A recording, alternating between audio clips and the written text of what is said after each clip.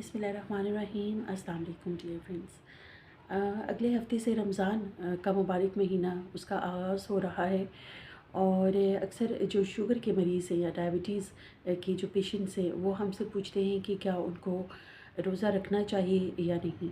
और बहुत सारे मरीज़ों की कोशिश भी होती है कि वो रमज़ान के जो रोज़े हैं वो मिस आउट ना करें। तो बिल्कुल आपके पास ये बहुत अच्छा चांस होता है कि आप जब फ़ास्टिंग करते हैं, रमज़ान का जो बाबरकत महीना है, ये आपके पास बहुत सुनहरे मौका है जिसमें आप अपनी शुगर को अब कंट्रोल में ला सकते हैं। और अगर आप कुछ ज़रूरी हदायत पे अमल करें तो आप बहुत अच्छे तरीके से अपनी शुगर लेवल्स को कंट्रोल कर सकते हैं।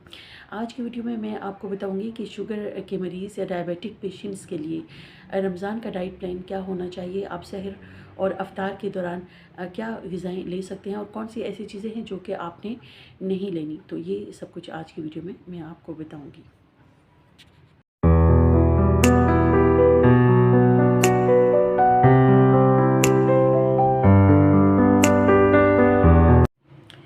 मेरा नाम डॉक्टर मुनज़्ज़ा रहमान है और आज मैं आपको बताऊंगी कि डायबिटिक पेशेंट के लिए रमज़ान मुबारक में क्या डाइट प्लान होना चाहिए।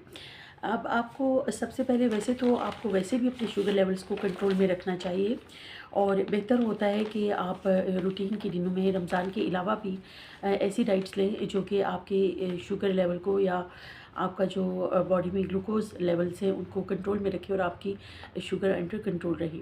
आपको ये मालूम होना चाहिए कि शुगर या डायबिटीज़ दुनिया भर में बेशुमार बहुत ज़्यादा कसीर तादाद जो है वो डायबिटीज़ का शिकार है और ये दुनिया भर में तकरीबन 7वां बड़ा कॉज़ है मॉर्टेलिटी का, यानी कि 7वें नंबर पर आता है जो कि अमवात जो होती हैं दुनिया भर में वो शुगर या डायबिटीज़ की वजह से होती हैं। तो यहाँ से हम अंदाज़ा लगा सकते हैं कि ये कितना एक सीरियस किस्म की बीमारी है। लेकिन अगर आपको नॉलेज है कि आपने किस तरह से इसको मैनेज करना है तो आप अपने शुगर लेवल्स को बहुत अच्छे से कंट्रोल कर सकते हैं और एक नॉर्मल लाइफ जो है वो क्वालिटी लाइफ गुजार सकते हैं।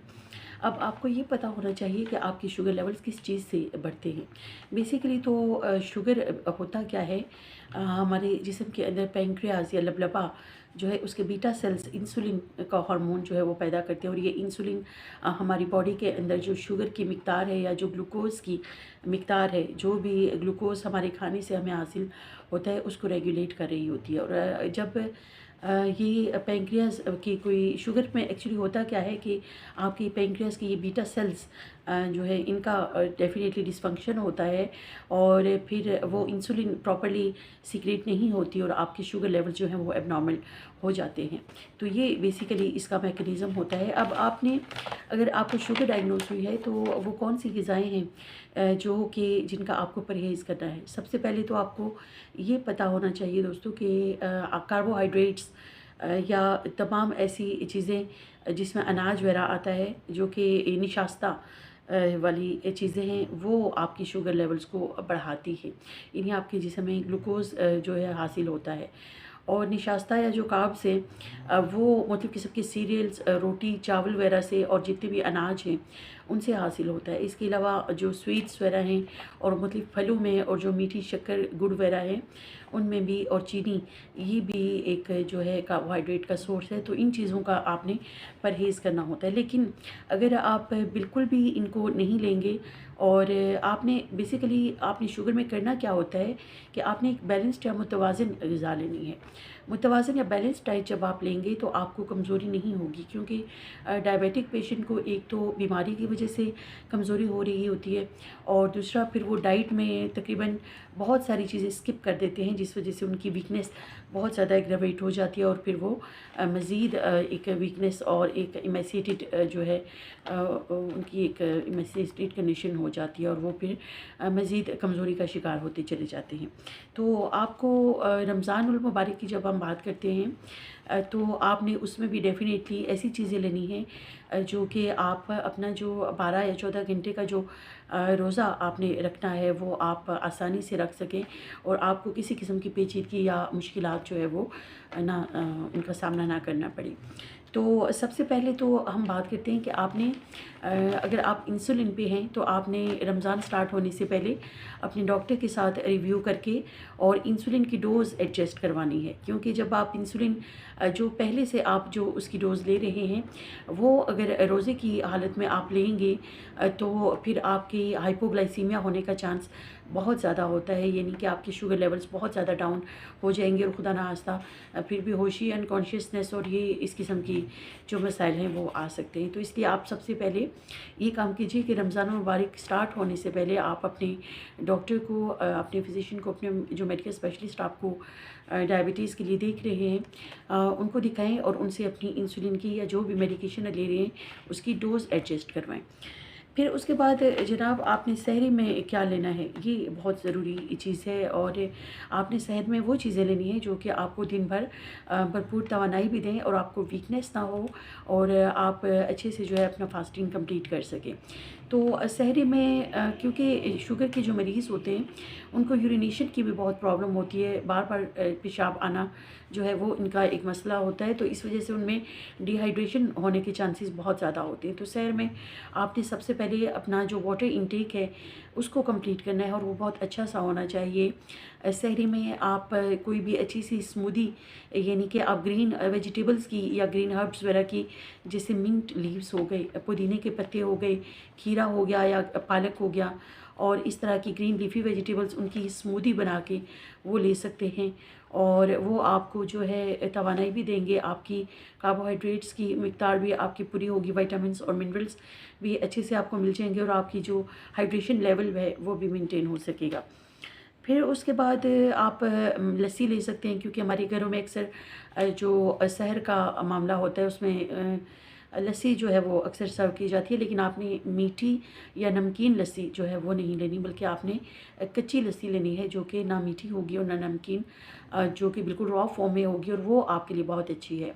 और उससे जो आपका थर्स्ट का या जो प्यास का प्रोसेस है वो भी कंट्रोल होगा, बहुत हद तक आपकी प्यास जो है वो कंट्रोल हो जाएगी रोज़े के दौरान। दूसरा फिर आपने डेफ़िनेटली, क्योंकि दिन भर रोज़ा लॉन्ग आगे जो हमारे आने वाले रमज़ान है ये थोड़ा सा ज़्यादा टाइम ड्यूरेशन का होता है, यानी 12 से 14 घंटे का रोज़ा होगा, तो उसमें फिर आपको एनर्जी अपना जो कैलोरिक रिक्वायरमेंट है वो भी पूरी करनी है। उसमें प्रोटीन और फैट्स आपने लाजमी शामिल करने हैं। आप कोशिश करें कि आप सहर में अंडा जो है वो ज़रूर इस्तेमाल करें। वो बॉयल फॉर्म में भी ले सकते हैं और ऑमलेट की सूरत में भी ले सकते हैं, जिसमें टमाटर प्याज वगैरह शामिल करके और धनिया और इस तरह की चीज़ें शामिल करके तो आप उसका ऑमलेट बना लीजिए किसी दिन, और किसी दिन आप बॉयल फॉर्म में ले लें। तो इस तरह से अंडा जो है वो ज़रूर शामिल करें। और अगर सालन आप लेते हैं तो उसमें आप कोशिश करें कि फ़िश या चिकन वगैरह जो है वो किसी दिन आप सहर में रोटी के साथ ले सकते हैं। और रोटी का जो साइज़ है वो थोड़ा सा आपने कंट्रोल रखना है कि आप बहुत ज़्यादा बड़े साइज़ की रोटी ना लें।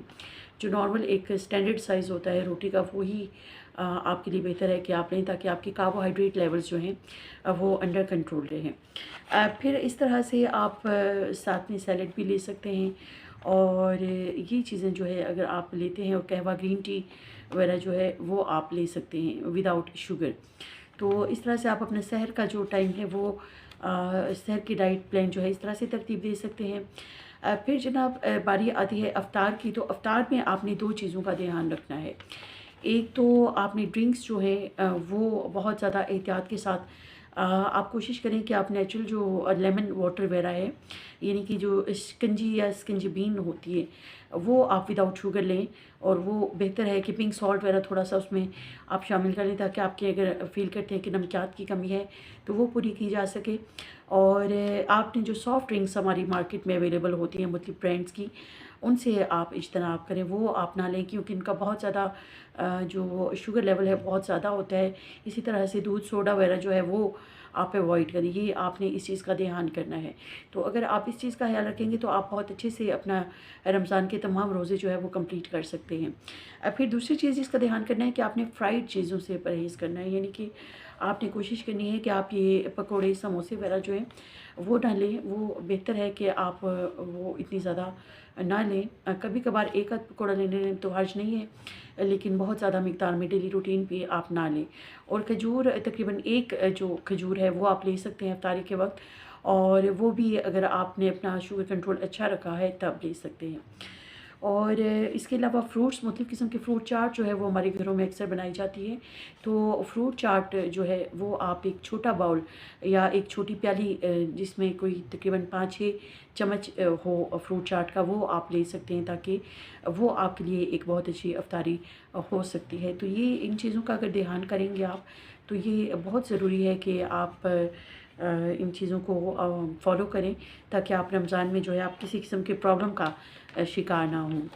और फिर उसके बाद जब इफ्तार के बाद आपका खाने का बारी आती है, डिनर में आपने क्या लेना है, तो डिनर में डेफ़िनेटली आपको, क्योंकि वीकनेस होती है, तो आप उसमें प्रोटीन डेफ़िनेटली शामिल करेंगे, जिसमें आप मटन ले सकते हैं थोड़ी मिक़दार में, और चिकन ले सकते हैं, चिकन कबाब।